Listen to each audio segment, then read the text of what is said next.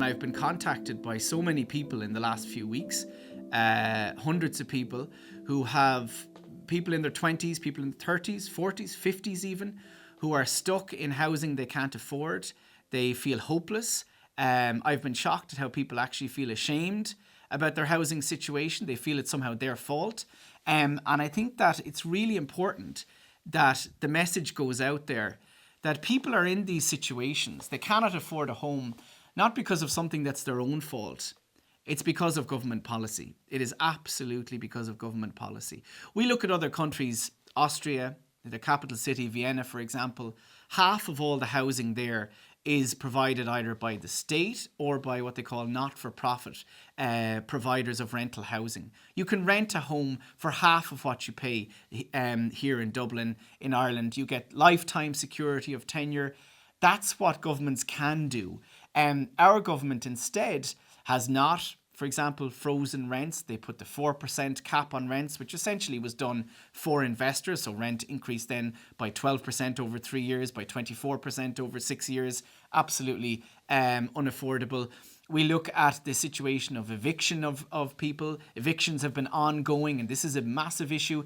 They refused to put in place the policy proposed by Focus Ireland, which would stop evictions in cases of sale because they wanted it proper to be attractive to investors. The Irish government over the last decade and even longer has converted housing into an investment asset. It has turned to the market to provide housing. And so we have this crazy situation whereby you have you have a third of all rental housing, private rental, is being subsidised by the state as a form of social housing. So because the government wouldn't build social housing, it's had to go out and get it from the private rental sector or from private developers, which of course adds to the price. It adds to rent. If the state tomorrow put all the people who are renting, it's paying for their rent, are contributing towards their rent. Of course, they also have to pay top-ups to landlords, and they're paying a rent as well. But if it put all those that money it's putting into actually permanent social housing, rents would fall overnight. And so we see in this way the state is actually propping up the housing market, propping up rents. But what happened during the Celtic Tiger period is essentially they turned to the market, and the state stopped really building social housing, council housing. And even worse than that, they turned housing into an investment asset. So essentially housing became a place where people made money from.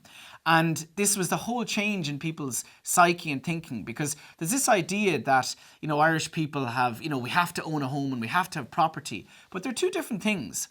Owning a home is having security. It's about somewhere where you can, raise children, raise a family, feel secure. Investing in property is something completely different. I think what happened during the Celtic Tiger days was those two things got conflated, and we turned home into an asset, into an investment, into a wealth generating commodity. And then what happened after the crash, of course, was the government of the time, Fianna Fáil led, and then of course Fine Gael took over and continued on, was essentially the whole response was about how do we get back to those Celtic Tiger days? How do we get the property values back up? How do we save the banks? How do we get rid of all those bad loans, all that bad property? So essentially they turned to the global investment funds. They turned to the cuckoo funds, the vulture funds. They used NAMA. They told NAMA to sell off all the bad loans and bad debt.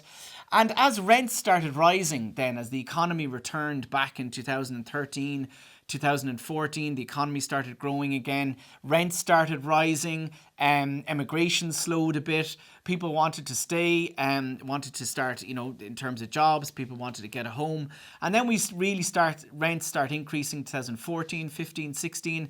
And what's the biggest, I think, policy mistake, and it wasn't a mistake, it was actually on purpose, but the biggest criticism I have at that point was when rents were rising in those years, government refused to put in place a freeze on rent or a cap on rents. They wanted rents to rise because they were bringing in the investors. And I think that was where the big contradiction in policy came. On the one hand, they were saying, oh, we want to do something about this rising housing crisis as it went into 2016, 2017, 18, homelessness figures going through the roof.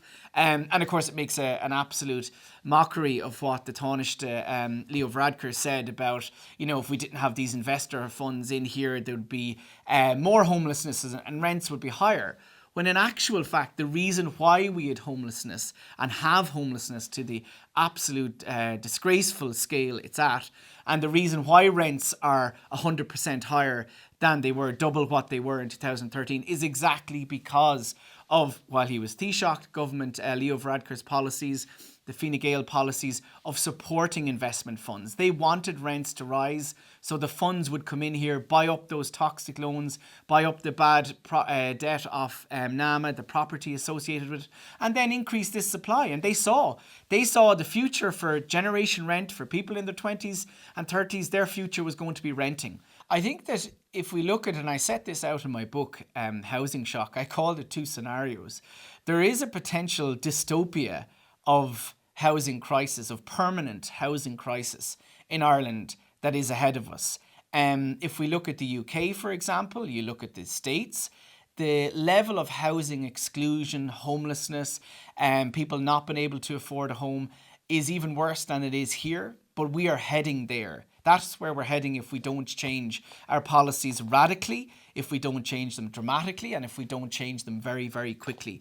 You could see a situation whereby this generation who are now renting are stuck renting into their retirement years. How do they afford a rent then when they're reduced income on a pension?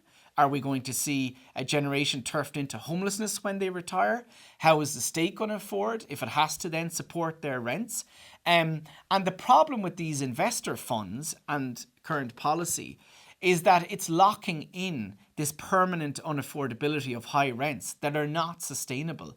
We see people in terms of what could happen is we have our cities, of course, hollowed out of anybody who's on an average income. Cities become soulless.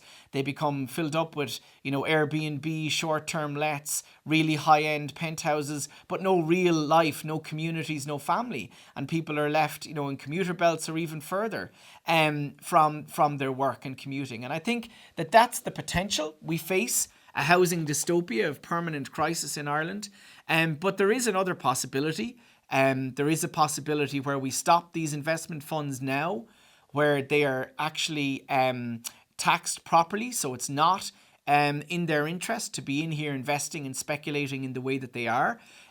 We put proper restrictions immediately on developments, not on future developments at some point in time. We put in place bans on evictions again. So that, because a big way that these investment funds and real estate funds and vulture funds make money is they churn the tenants. That's mean they buy up a property and they evict the tenants, or they say the rent will increase by 10, 20%. And so in that way they get in higher paying tenants. And this is a key way they make money on their investment. And so we'll see rents continually to rise the more properties these investment funds have. And the other way that it could really be changed quickly is if the government builds affordable housing. If it builds social housing, if it builds affordable housing to buy and affordable to rent on a major scale very quickly. We have NAMA sitting there, and NAMA is a very, very important state body that has enough land and actually housing in the pipeline currently to provide over 70,000 housing units. That is 3 years housing supply NAMA could provide and be directed to provide in the next 3 years. If the government was actually really serious about addressing this housing crisis, it would direct NAMA to stop the sale of its units to investment funds. It would direct NAMA to sell its units at 250 or 200,000 per unit at affordable rates, to rent them out, to sell them to housing associations, to rent out at affordable permanent rates. NAMA's the, I think, best example of how all the government's claims about wanting to provide affordable housing is actually, it's untrue, and it shows that it's meaningless, because you have a state body sitting there that could make a major impact on the housing crisis immediately, and the government refuses again and again to use it. The idea that the government could solve this overnight is a very dangerous idea for the government. I think it's a really important one. And the reality is that the government has been throwing around this claim that it's ideology of others that are somehow blocking housing development, when it's actually the government's very own ideology that's blocking them from taking the action that could solve this crisis overnight. We know, and it's been pointed out, that the government can borrow currently at effectively 0% interest. Global finance would pay government to borrow money in the markets, from the markets. It could build, for example, there is no reason from borrowing itself. The credit unions have billions. The European Investment Bank says it's willing to invest to build. There's no reason why it couldn't fund the building of 20,000 homes each year. And as I mentioned already as well, NAMA is sitting there. It has funds. It has the ability to build. We could be building, for example, 10,000 affordable homes to buy. We could be building 10,000 affordable homes to rent and 5,000 social housing units.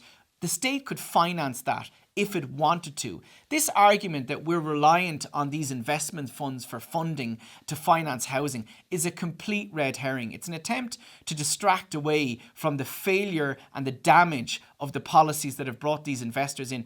We do not have to be reliant on these investors. We do not need these investors. Actually, these investors are building unaffordable homes. It is a supply of housing that is disastrous for this country. It will embed permanent unaffordability. It will cause poverty to people who are stuck renting them, when in actual fact, the government could actually be supplying tens of thousands of actually affordable units. If it wanted to, it could borrow this money to invest it. It is sitting there, the funding is there, but it is their ideology, their weddedness to the market, to the existing system, that's stopping them from making the bold and radical action that's actually needed. And I think that really, and I saw it back during the austerity period of 2010, when the big cuts were put in place, cuts to welfare, cuts to social housing budget. Of course, this crisis goes back to that period when government essentially stopped building social housing because of austerity. But austerity was a choice. Austerity was a decision government made to prioritise banks, to prioritise the wealthy, rather than actually building and continuing to invest at that period of time when they could have done it. And what happened is, at that point I said a generation was been sacrificed for austerity and people were forced to emigrate. Now we've seen that continue, and that generation has continued. That generation rent, generation locked out, has continued to be sacrificed for an existing system. They're propping up house prices, propping up rents in the belief that that's what people want. When in actual fact, I think this is what they need to get in their heads. Ireland has changed. Most people no longer see housing as an investment asset or this property. They want it as a home, and they want it to be provided as a home. They don't care if house prices drop or rents drop. They actually want house prices to drop and rents to drop. And I think that is the housing shock that is coming. The generation rent, the generation locked out, and their parents, who in the past would have voted Fianna Fáil and Fine Gael, are saying this system is broken. The housing system in Ireland is utterly broken. It is dysfunctional. It no longer works for us. We need something radically different. And what they're saying is, we need the housing system to provide people with a home.